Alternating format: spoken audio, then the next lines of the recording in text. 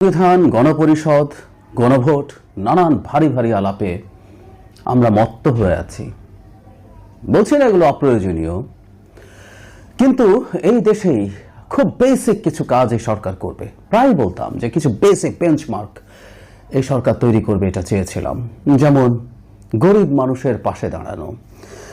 এই ডামাডোলের মধ্যে, বিরাট ভারী ভারী আলাপের মধ্যে খবর আসে। যেমন একটা খবর আপনাদের অনেকের চোখে পড়েছে কিনা আমি জানি না।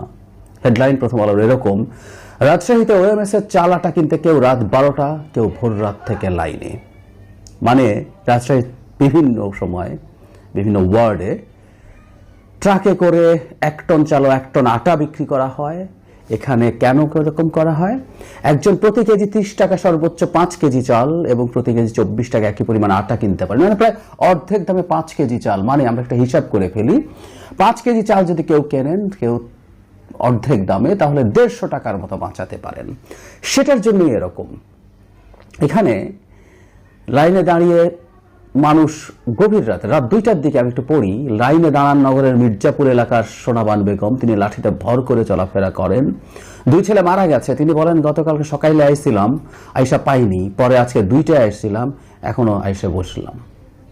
রাতে, গভীর রাতে, ভোর রাতে গিয়ে মানুষ দাঁড়ায়।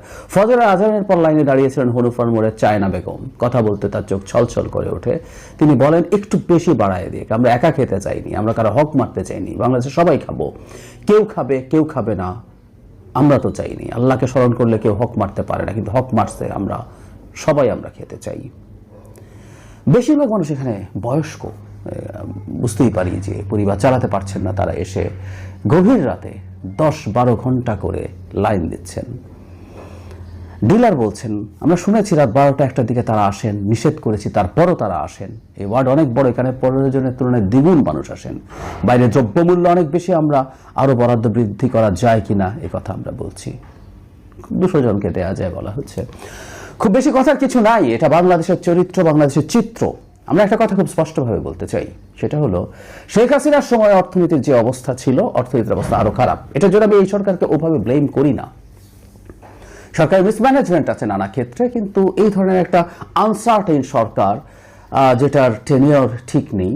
মোটামুটি আমরা ফেব্রুয়ারিতে নির্বাচন দেখছি, কিন্তু এই নির্বাচনটা হয়ে নির্বাচিত সরকার আসার আগ পর্যন্ত অর্থনীতির ভালো অবস্থা হবে না। এটা হয় না। আনসার্টেইন অবস্থা। বৈদেশিক বিনিয়োগ, এফডিআই বলি আমরা, বাদ দেয় এফডিআই। ডোমেস্টিক যে ইনভেস্টররা আছেন, যারা ব্যবসা করেন, তারা তাদের ব্যবসায় নতুন করে ইনভেস্ট করবেন না এই আনসার্টেইন অবস্থায়। এটা বুঝি আমরা। সুতরাং অর্থনীতি যথেষ্ট রকম ঠান্ডা হয়ে পড়ছে, প্রবৃদ্ধি কমে যাচ্ছে। এই পরিস্থিতিতে যেটা জরুরি ছিল, এই গরিব মানুষের পাশে দাঁড়ানো। শেখ হাসিনার সময় কলাম লিখেছিলাম প্রথম আলোতেই, যে কারণে টিসিবির ট্রাকের সংখ্যা মাত্র 400, সারা দেশে মাত্র 400 ট্রাক দিত শেখ হাসিনা। ঠিক একই জিনিস এখন হচ্ছে। এখন মানুষের হাতে, গরিব মানুষের হাতে টাকা যাওয়ার পরিমাণ আরো কমেছে। আমি ব্যক্তিগতভাবে কথা বলে দেখেছি। এই ট্রানজিশনে আবারও বলছি, এটা হওয়ারই কথা ছিল। এই সরকার খুব ভালো ম্যানেজ করলেও হওয়ার কথা ছিল। এটা আমাদের এই ট্রানজিশনের একটা পেইনফুল অবস্থা। কিন্তু এই সময়ে আমরা দেখতে চেয়েছিলাম এই সরকার গরিব মানুষের পাশে দাঁড়াচ্ছে। এই সরকার গরিব মানুষের পাশে দাঁড়াচ্ছে না। এর চেয়ে মর্মান্তিক কিছু হতে পারে না। এমন হওয়ার কথা ছিল, এমন হতে পারতো যে যত মানুষ চাইছে তত মানুষই মোটামুটি পাচ্ছে। এই গরিব মানুষগুলো রাত 2টায় দাঁড়িয়ে কম দামে চাল কিনে বেচে দেওয়ার জন্য মানুষ এত ঘন্টায় দাঁড়ায় না। এটুকু আমাদের বুঝতে হবে। দুঃখ, এই দুঃখটা থেকে যাবে। আমি প্রায় বলতাম যে এই সরকার কিছু বেঞ্চমার্ক যদি তৈরি করে যেতে পারত, সেগুলো ভবিষ্যৎ সরকারের উপরে চাপ তৈরি করত।